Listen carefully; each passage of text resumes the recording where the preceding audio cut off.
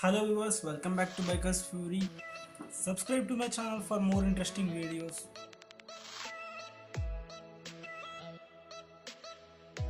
In this video, I am going to show you the puncture toolkit which is used for two-wheelers and four-wheelers. Yes, this is the puncture tool I was talking about, and it just cost me around 160 rupees in the market, which is also available in the online. It costs around 230 to 240 rupees. I'll provide this link in the description below. You can buy it from there. It consists of two tools, a blade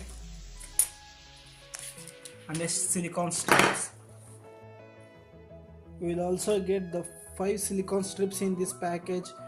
I'll give the link in description below. As compared to the other puncture toolkits, these are pretty durable, I feel, because they are made up of metal and it's handy to use it.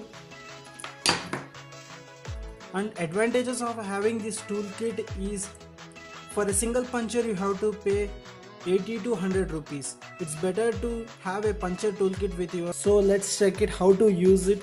I'll give the demo of them.